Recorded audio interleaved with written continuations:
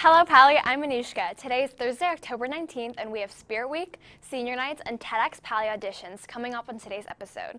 But first, today's daily pick was sent in by Raj. Thanks for that. If you want your pick featured on the air, be sure to tweet it to us at Pally InFocus. With that, here's today's campus bulletin. Walter Hayes Elementary School is hosting its annual Fall Fest Carnival this Sunday, October 22nd. However, they need volunteers. Students interested in volunteering can reach out to the emails on the screen for more information. Homecoming tickets are being sold on the quad and outside the MAC for this whole week. Tickets are $5 with an ASB sticker and $10 without. Homecoming will be on Saturday, October 28th in the Big Gym from 7 to 10. The Spirit Swap will be happening this whole week at lunch on the quad, so trade in your favorite Spirit Week gear to prepare for next week. Students can pick up items they ordered through the Rise Together Education Shop on the quad during lunch today and tomorrow, as well as purchase items for Spirit Week even if they did not pre-order them. Tennis Senior Night is tonight.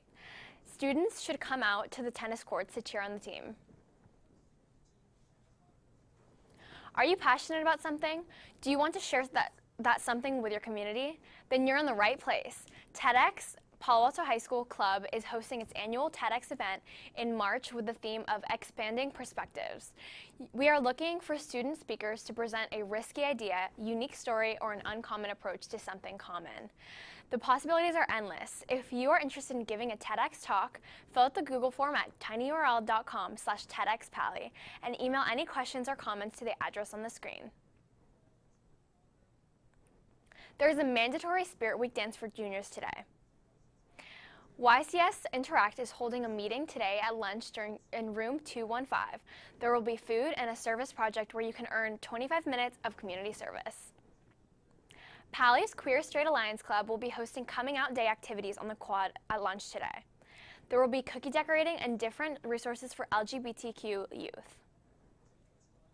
On Friday, October 20th, from 5 to 9 p.m. at Chipotle on El Camino Real, 50% of all proceeds from purchases go to the Best Buddies, which is a club at Pally that builds friendships between students with and without disabilities. What's even better than pizza itself? Pizza with a purpose. California Pizza Kitchen at Stanford Shopping Center will be having a fundraiser on October 19th to support Rise Together education. Show up with the flyer and 20% of your total bill will be donated to Rise Together. Rise Together Education is dedicated to improving college graduation rates by providing mentoring and financial resources to low-income Palo Alto High School students and graduates. To learn more, visit risetogethered.org. Noor is in the studio with guests of varying viewpoints on the continuing discussion on the NFL protests against racial injustice. Noor? Thanks.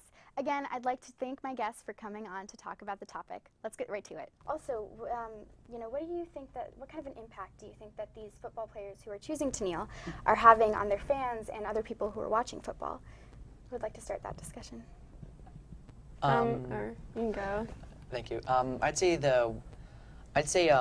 it can definitely affect the way people view our country. I think, over the past year or so, we've seen, like Donald Trump was elected, and our country's been sharply divided. And I think that kneeling during the national anthem is going to continue to sharpen that divide between instead of between partisan lines between Democrats and Republicans, now that it's going to kind of shift from that to more of people who are extremely patriotic to people who are not extremely patriotic. I think part of what it represents, the motive for a lot of people kneeling is because they're saying they're protesting police brutality towards a race, towards black people, and I think they're with kneeling for the anthem, which is a symbol of the United States. They're saying that the United States is inherently racist, and which is just completely untrue. We don't stand for racism at all. I think if there are individual cases of cops, being brutal to anyone, I think that should be met individually and protested individually. That's not a representation of who we are as Americans and what our country stands for.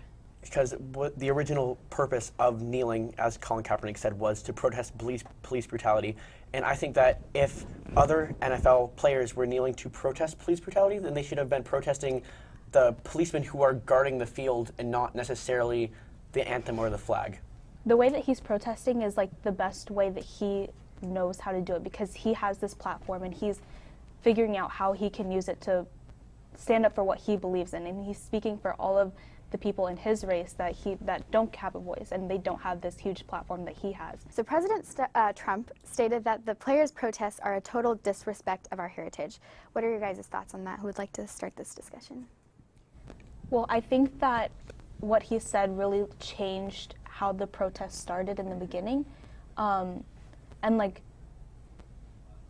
because it started with police brutality, and I think that when he said what he said and how they should be fired for disrespecting the flag or whatever, it really like opened up a lot of the other players' eyes, and they're like deciding that they want to protest also. In terms of disrespecting the United States, yeah, of course. This is a symbol of the United States, and if you're going to kneel for it, which, I mean, you stand for the anthem, that's what you do to show respect for the anthem.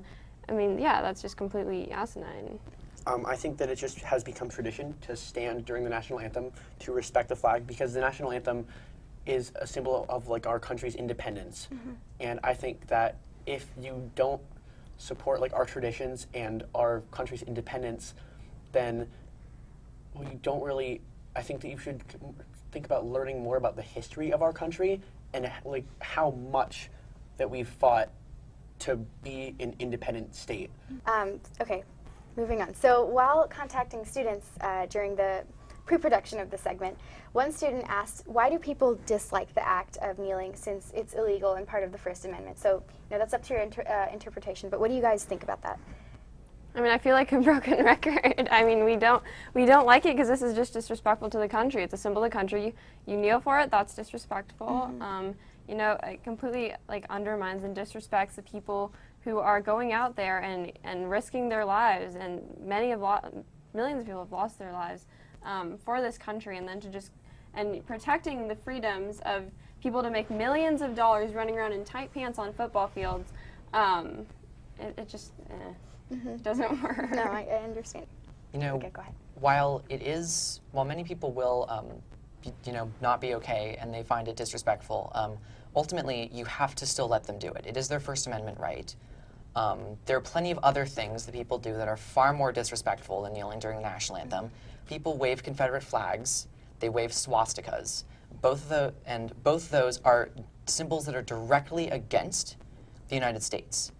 And kneeling during the national anthem, while it is bad, it's not necessarily on that same level. And if you're going to let people wave racist symbols in the streets, then you have to allow people the basic decency of kneeling to protest something that's pretty black and white, which is police brutality. We can all agree that this is like an issue that needs to be solved.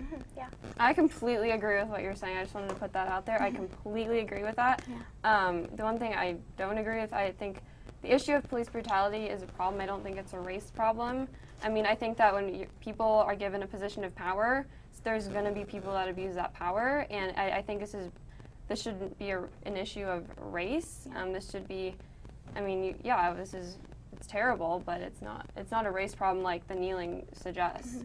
So, but yeah, I completely agreed with what you said last. If you want statistics, according to the Washington Post, there have been 761 police shootings. Out of those, 9 of them have been unarmed black males, which is what they're protesting. And you can't just assume that these people were just standing there on the side of the street, not bothering the police, not doing anything. You must assume that some of these 9 people were doing something to kind of provoke the police, thinking their own lives were in jeopardy. I really enjoyed our conversation again, and thank you guys for coming. Back to you. Thanks, Noor.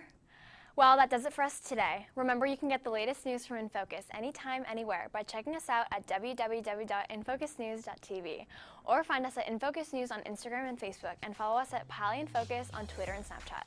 Until next time, have a great day, Pally. But I couldn't be sweeter. Yup, I'm a cutie in my own way. I won't play, follow the leaders, and I don't look like them.